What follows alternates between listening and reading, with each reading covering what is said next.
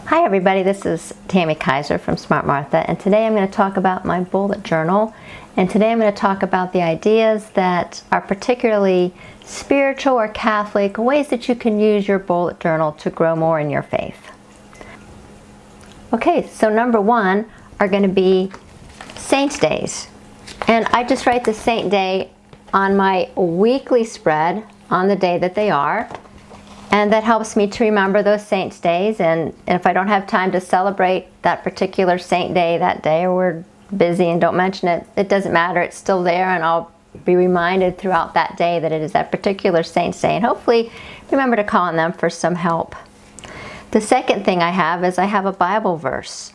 And I usually write it on my weekly spread too. I usually write it on the one side of the page, and I try to have like a Bible verse or a saint saying or something that I'll try to remember and think about and meditate on throughout the week. So that's a Bible verse or saying. Number three are my dailies, and these are things that I want to accomplish every day. And you'll see some of them are not necessarily spiritual, but some of them are just reminders to pray throughout the day.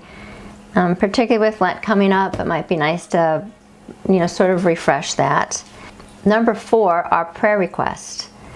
And so I've listed in my journal just my prayer requests, things that I'm praying for, asking God for. And along those same lines, I also have my prayer concerns, which are a little bit different. And these are just prayers that, I'm picturing them as Mary's tears. And so these are of greater concerns, people that are sick, people that need jobs, that kind of thing. So those are prayer concerns. Of course, those can be all listed on one list. Number six, I have a litany of saints. Do you ever have certain saints that you pray for? I do, and I have a nice long list of them. And so whenever I get to know a new saint, I'll add that to my list. And on my list of saints, I have, each of them sort of has a particular concern that I'm asking them to pray for. So I just keep track of that in my litany of saints. So number seven, I call it my Thank You Jesus page. And you've heard of these gratitude journals. I have a terrible time being very appreciative of so many things that God has given me. And so I've tried to start the practice of writing down things that I'm thankful for. And you'll see these are just really simple, basic things, but it just helps you, writing them down and keeping track just helps you look for more things in this world and to be thankful for more things. So I really like that practice and recommend that. So number eight, I started keeping track of rosaries that I was saying. And usually I don't get through a whole rosary, but like if I have some time, I'll say a decade here and there. And so I'm keeping count of all the decades, and this way I can tell if I've said a whole rosary or not. I don't know, I'm not doing so good there. I need to up my decades a little bit. But that's what Lent is for, right? Number nine, suggestion of ways to use your bullet journal to help you grow spiritually, is to actually make a list of spiritual reading for yourself. You can also have a list of other books that you want to read. Particularly if a friend recommends a book. Sort of fun, more light novels, and even some nonfiction work. But it's also nice to have, some spiritual recommendations or spiritual reading goals, I guess, so that you can get through those. Number nine, I've started this page and I haven't filled it in yet, but number nine, we have Lent coming up. So, you want to consider what you're going to do for Lent this year. And so here's just a place in your journal to write down maybe some of your goals for Lent, as well as maybe some goals for your family. I know in Lent, I try to give up something, try to do something extra, maybe do a little extra reading or something like that. And so I'll write my goals in there. And then as a family, we do something together as Lent too. So that just gives you a place to sort of think about it, write it down, and then refer back to it and see how you're doing.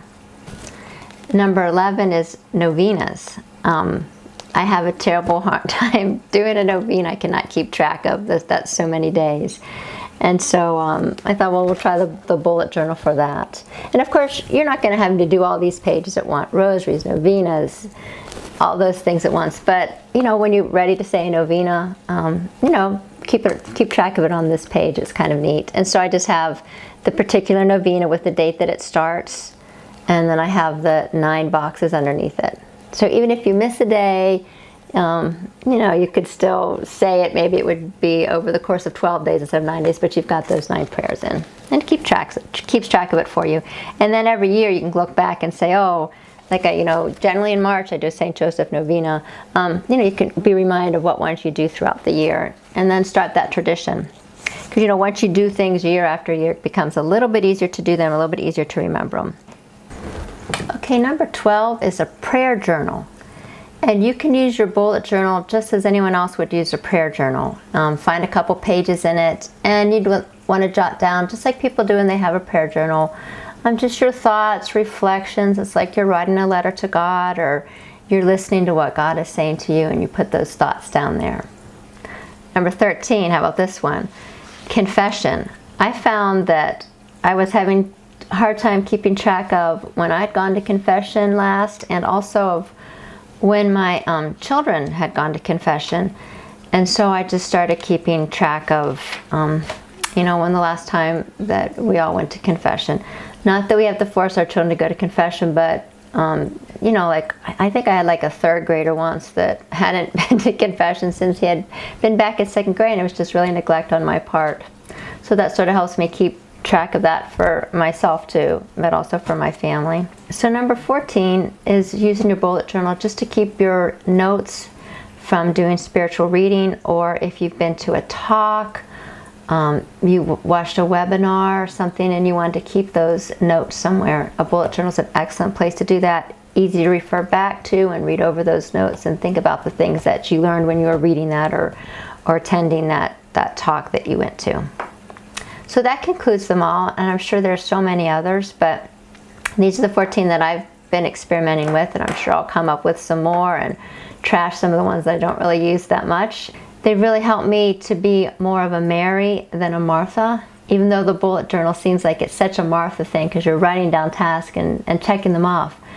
But using the bullet journal in this way really has helped me to spend time with Jesus and to spend time with the people and take care of the people that I love in my life too.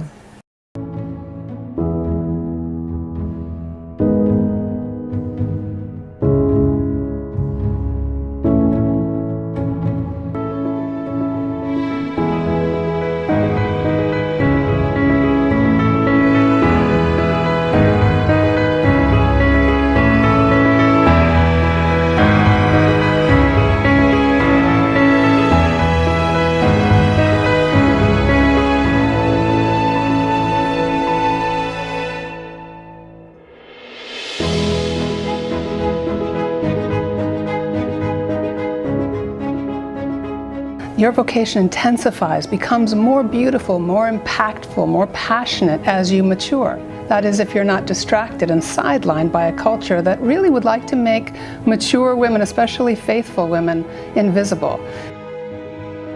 More importantly, I can pause in a moment of frustration that she's having and say, let's stop right now and pray with and for each other.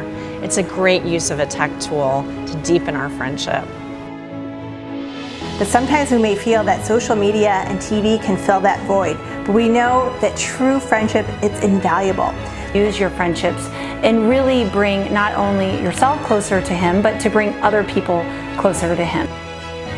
So they kind of have the blueprint, the journey there, and they can relate to so many of the struggles that we go through as moms, as wives, and they want to help us on that journey.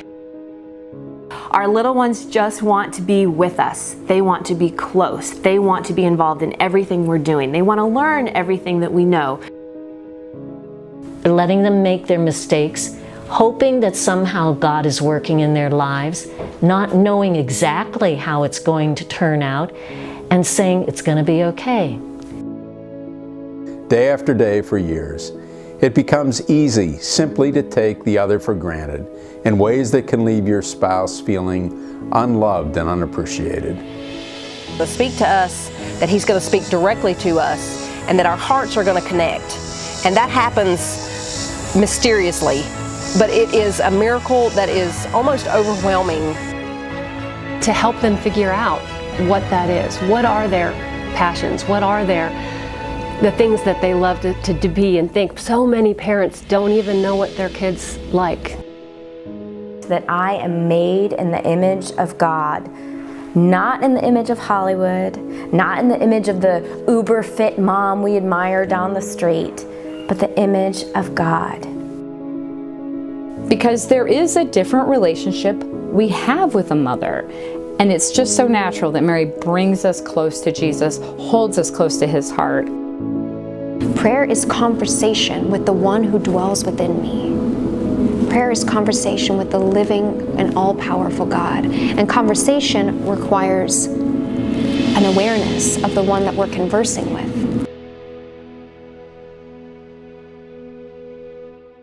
But I love that we're talking about relationships, because this is it. This is the most important topic for every single person, because this is the heart of the Christian life.